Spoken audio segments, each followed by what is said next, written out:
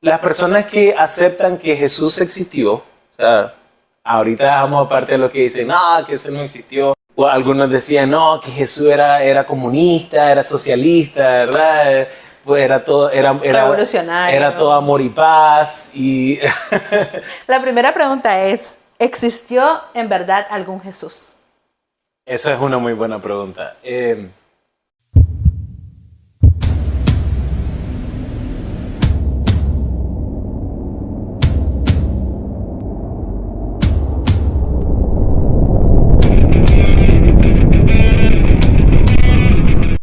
C.S. Lewis dijo la siguiente frase: estoy listo para aceptar a Jesús como un gran maestro de la moral, pero no acepto su declaración de ser Dios. Esto es precisamente lo que no debemos decir. Todo esto fue la frase que dijo, ¿verdad, Emmanuel? Y mi amor, creo que ya hablamos bastante de las diferentes definiciones que tienen las personas sobre Jesús. Hablamos un poco sobre lo que la Biblia nos dice de Jesús, lo que sus discípulos decían de Jesús. Y creo que después de haber hablado todo esto, pueden surgir muchos cuestionamientos, incluso, ¿verdad? Me atrevo a decir, como mencionaba al principio, personas que ya van a una iglesia, que creen en Jesús, que creen que Jesús es el Salvador, que en algún momento se cuestionaron esto o pueden llegar a cuestionárselo en un futuro, porque siento que también, como vos decías, que viste ese meme, que hemos visto videos en TikTok, en muchas redes sociales, en algún momento eso puede sembrar Puede hacerlo la duda, correcto, ¿verdad? Entonces, mi primera pregunta, ¿estás listo? Sí, sí, sí. La primera pregunta es, ¿existió en verdad algún Jesús? Esa es una muy buena pregunta. Como hablábamos, ¿verdad? Existe evidencia en el Nuevo Testamento de Jesús y el Nuevo Testamento ha sido estudiado por muchos años, por muchas personas y analizado, y muchas personas llegan a la conclusión de que los testimonios son fidedignos, que deben ser tomados de manera real e histórica.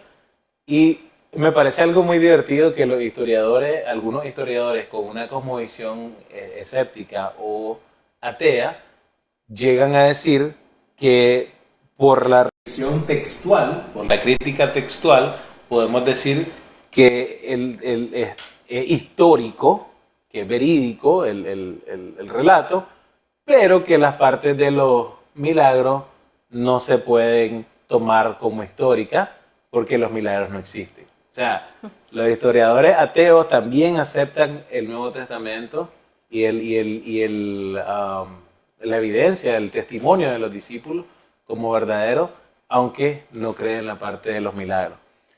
Sin embargo, existen muchas fuentes fuera, o sea, externas a la Biblia. Más de 13 diferentes personas escribieron acerca de Jesús en el primeros 2 siglos, ¿verdad? Entre el siglo I y II, después de los Hechos, y quedaron récords de lo que estas personas dijeron. Ahora, es importante decir que la mayoría de estas personas eran opuestas al cristianismo, o eran judíos, o eran gentiles de los primeros siglos, personas que detestaban a los cristianos. A veces el lenguaje que usan en muchos casos deja saber de que detestaban a los cristianos. Sin embargo, hicieron escritos donde hablaban sobre Jesús y sobre la historia, la fundación del cristianismo, que en esos tiempos lo llamaban una secta, etc. Existe otra cosa también, que fue un dibujo que se hizo en los primeros siglos, donde se burlan en este dibujo de Jesús, porque había un hombre que al parecer era griego y era cristiano, se había convertido al cristianismo, y entonces hubo una persona que dibujó un hombre crucificado pero con cabeza de burro. Sí, Y dijo, el Dios de este hombre, ahorita el nombre se me escapa, y entonces eso, a pesar de que era una burla de Jesús, es una evidencia de que existía la creencia y que había muerto crucificado Jesús. Y en esta cita, entre estas citas extrabíblicas, pues hay muchas cosas que podemos tomar y decir como verídicas, históricas, que se hablaban de Jesús. Y lo que sabemos es que Jesús vivió durante el tiempo de Tiberio César. De hecho, hay más información sobre Jesús que sobre el mismo Tiberio César. E incluso se iguala a Julio César. O sea, que eran emperadores sobre los que se hacían y se guardaban récords y se guardaba historia. Jesús es el palestino, Jesús es el judío que tiene más información sobre, desde antes del 70 antes de Cristo, entre el año 1 y 70 después de Cristo, es la persona del pueblo judío de la que más información se tiene. Era un hacedor, tuvo una vida virtuosa, se dice que era un hacedor de milagros, tuvo un hermano llamado Santiago, se afirmaba que él era el Mesías. Todos estos son hechos históricos, ¿verdad? Hechos documentados. Fue crucificado bajo Poncio Pilato, fue crucificado en la víspera de la Pascua judía, hubo oscuridad y un terremoto en el día de su muerte. Sus discípulos creían que él resucitó de los muertos y aseguraban haberlo visto después de la resurrección. Sus discípulos estuvieron dispuestos a morir por sus creencias. El cristianismo se extendió rápidamente hasta Roma y sus discípulos rechazaban a los dioses romanos y adoraban a Jesús como Dios. Esta última es muy interesante porque incluso hay personas que han llegado a decir que después de lo hecho, ¿verdad?, la gente tergiversó el mensaje de los discípulos y empezaron a decir que Jesús era Dios. Hay personas que dicen que en el siglo IV, que fue el concilio de Nicea, fue donde se estableció que Jesús era Dios, y todo eso no es cierto. Eran doctrinas que se discutían.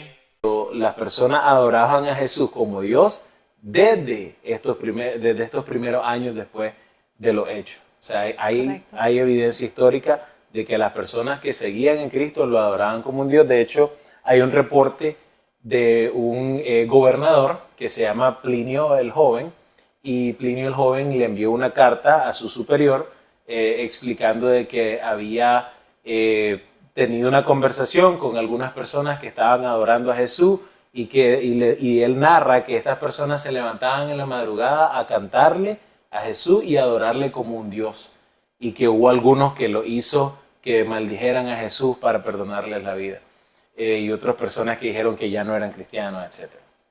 Entonces, hay evidencia de que estos primeros cristianos, las personas que en el primer siglo después de Cristo, creían en Jesús como Dios y lo adoraban como Dios. Y esto que mencionabas, mi amor, sobre lo de que hay escritos de los primeros 2 siglos, creo que también es muy importante hablar de eso, ¿verdad? Que fueron escritos que no se hicieron muchísimos siglos después, sino que existe una proximidad bastante clara de cuando se dieron los hechos.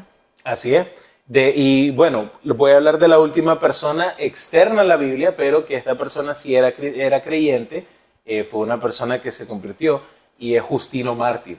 Justino Mártir escribió en el siglo II y vivió entre el 116 en adelante, y él escribió sobre Jesús, habló de que Jesús era Dios, escribió sobre la Trinidad. Él es considerado uno de los primeros apologetas.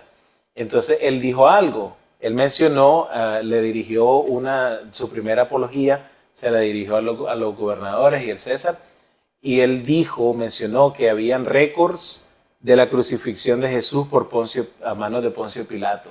O sea, Justino Mártir en su escrito atestigua que él conoce de la existencia de un escrito, de un récord, o sea, eran récords que se guardaba de los presos, ¿verdad?, de que murió Jesús a manos de Poncio Pilato. O sea, tenemos a una persona en el año 140 y algo diciendo que hay un récord, o sea, 140 y algo después de lo hecho, ahí nomasito, diciendo que hay un récord escrito de que Jesús fue crucificado por Poncio Pilato. Y esto es una evidencia extra bíblica, a pesar de que él era un creyente, está dándole... Y yo no le voy a mandar una carta, un escrito al emperador diciéndole mentiras. O sea, ese es un suicidio, ¿verdad? Sí, la verdad que sí. Y creo que hablando, ¿verdad?, sobre escritos, Sí. yo que como lo he recalcado varias veces acá, tenemos que leer, y me lo aplico a mí también, tenemos que leer para poder estar súper informados, ¿verdad? Hablando de la lectura, tenemos libros, como decís vos, pero vamos a centrarnos en la base, que es la Biblia. Sí. Que realmente puedo confiar en el testimonio de los discípulos, lo que tengo escrito en el Nuevo Testamento. Sí, claro que sí. Y esto es algo que hablábamos, ¿verdad? El Nuevo Testamento obviamente es parte de la Biblia, y entonces para muchas personas, sobre todo no creyentes, viene a ser un texto religioso. Entonces, por lo tanto, no puedo tomarlo como verdadero conforme a mi cosmovisión. Sin embargo, el Nuevo Testamento, como ya lo platicamos, es un texto que puede ser, sobre todo, casi el 80% del Nuevo Testamento es meramente histórico, con la excepción de libros como, por ejemplo, Apocalipsis, que habla más sobre profecía. Correcto. Pero tenemos los evangelios, tenemos los hechos de los apóstoles, e incluso las cartas de apóstoles como Pablo, como Santiago, como Pedro, que contienen datos históricos. Entonces, los evangelios son los que relatan la vida de Jesús. Estos son una evidencia. Se pueden corroborar de la siguiente manera, o se puede creer que son fuentes confiables de la siguiente manera. Hay copias precisas. Existen más de 5.700 manuscritos en griego, el idioma original en el que fue escrito, y un total de 9.000 manuscritos en diferentes idiomas que se escribieron en 3 continentes distintos. Estos manuscritos son copias tempranas de los originales, en un promedio 25 años después de los originales. Algunos datan de entre el 50 y el 70 después de Cristo, o sea, después del nacimiento de Cristo. O sea, los primeros manuscritos, o los escritos originales, mejor dicho, de los que tenemos en la Biblia, en un promedio de 25 años ya se estaban reproduciendo. Obviamente la gente hacía eso para poder enviar esa información a otros lados, para poder guardarlo en diferentes lugares. Si había una iglesia en una ciudad y en otra, tenían que guardarlo en esos lugares, tener esos manuscritos, y obviamente también por la calidad del papel que se desgastaba. La razón de que tengamos tantos manuscritos es muy importante, porque al existir una cantidad tan vasta de manuscritos, como no hay una cantidad de manuscritos para ninguna obra literaria antigua, lo que nos da eso de certeza es que podemos comparar todos estos manuscritos e ir reduciendo conforme a las discrepancias hasta encontrar cuál es el texto sin ninguna varianza, sin ninguna adulteración. Entonces somos capaces, y dicen algunos historiadores, de aún con el manuscrito menos prolijo, con el manuscrito más descuidado, somos capaces de conocer la historia de Jesucristo como se dieron los hechos. Entonces podemos saber que no vino Juanito y se inventó, no vino Chapito y se inventó otra cosa, sino que todos estos manuscritos se concilian y se saca de eso lo más cercano a lo que originalmente se escribió.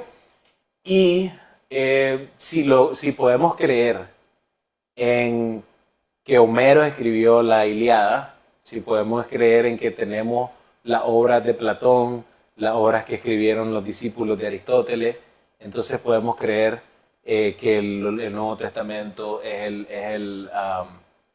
el testimonio de los discípulos de Jesús. Así es.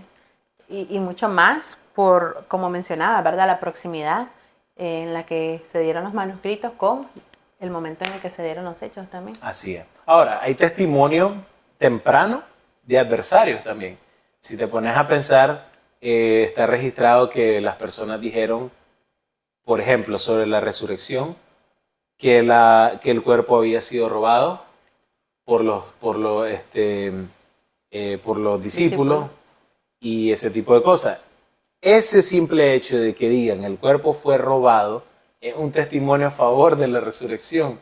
¿Por qué? Porque si los discípulos se hubieran encargado de esparcir la noticia de que Jesús resucitó, era muy fácil para las autoridades decir, esa gente está loca, vengan a ver, aquí está el cuerpo, y mostrar el cuerpo de Jesús.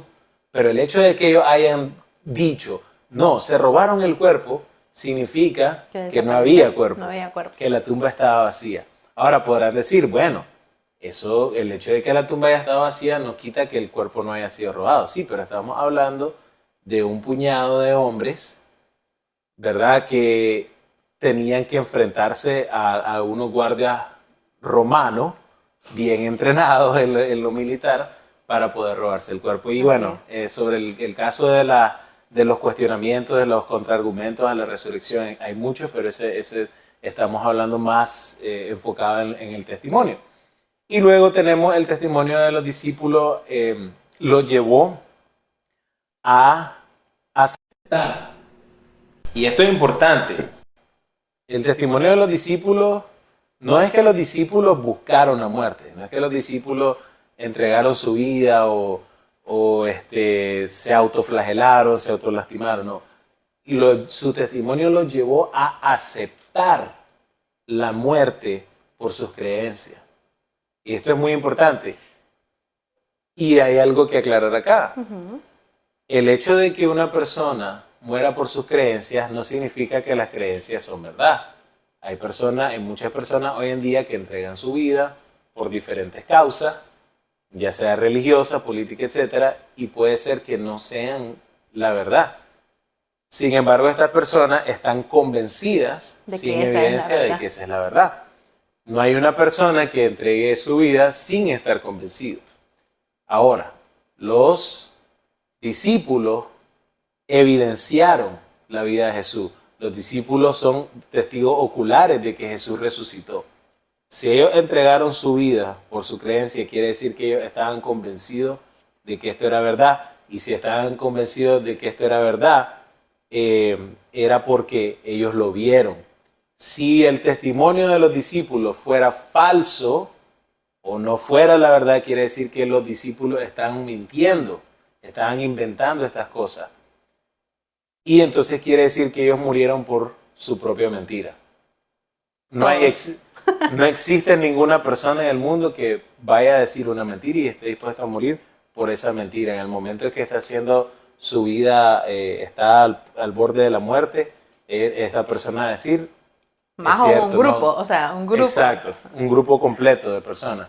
Y finalmente podemos decir que no tenían ninguna motivación para mentir, porque lo que ellos consiguieron con el mensaje, con sus creencias, con el mensaje de Jesús, fue muerte, fue encarcelamiento, fue que lo golpearan, que lo azotaran. Persecución, tuvieron que moverse de un lugar a otro, no tenían pertenencias, ¿verdad? No tenían riqueza. Entonces, todas las cosas que motivan y mueven a los seres humanos, como la riqueza, el poder, los placeres, esas cosas no eran parte de la ganancia de los discípulos. Los discípulos estaban enfocados en la ganancia del reino eterno de los cielos. Por eso podemos decir que ellos estaban haciendo esto de una manera genuina. Y que podemos confiar en lo que ellos dijeron. Así es. Qué interesante, ¿verdad? Y creo que hablamos bastante. Me encantaría que siguiéramos hablando, me encantaría que siguiéramos compartiendo mucho más, porque hay muchos más temas, muchas más cosas que queremos compartir con ustedes, pero no nos da el tiempo. Así es. Pero queremos que se tomen, ¿verdad?, un tiempo para reflexionar en todo lo que hemos hablado y vamos a retomar, ¿verdad?, el tema que teníamos, ¿quién es Jesús? Y podemos concluir que la manera de contestar esa pregunta correctamente es conociéndole.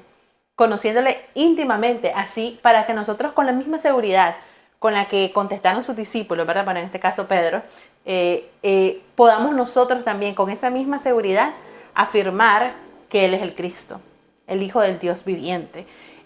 La única forma de hacerlo es teniendo una relación íntima con Él. Así que hoy queremos invitarte y decirte que si llegaste hasta esta parte del video, creemos que hay un propósito muy grande para vos, un propósito muy grande de parte del Señor, que no es casualidad que hayas llegado hasta acá. Incluso si llegaste hasta acá para ver, quiero ver qué es lo que van a decir estos aquí, ¿verdad? Hay un propósito. Acércate a Jesús, conócelo más. Despertá en vos esa curiosidad de querer saber más sobre él. Probablemente vos sos de los que tienen la opinión de es un hombre, un tal Jesús. Bueno, tómate el tiempo para conocer más sobre ese tal Jesús. Te puede sorprender. Y si sos creyente, cree en Jesús, pero hasta este punto no tenés o no tenías claro cómo responder a esta pregunta. ¿Quién es Jesús? Te invitamos a que nos dejes en los comentarios a qué conclusión llegaste vos el día de hoy. ¿Cómo te hizo reflexionar este mensaje? Así es, y esperamos que este sea también un video para las personas creyentes que puedan compartir con amigos que quizás tienen esa duda, que quieren saber la verdad, porque existen muchas razones y muchos elementos razonables para llegar a la conclusión que llegó Pedro, que Jesús es el Cristo. Y les agradecemos mucho por haber llegado hasta acá. Te pedimos que no te vayas sin dejar un comentario y sin compartir este video con algún amigo o un familiar que creas que lo necesite, y te deseamos un día lindo y lleno de bendiciones. Bye. Una raza que nos intimida,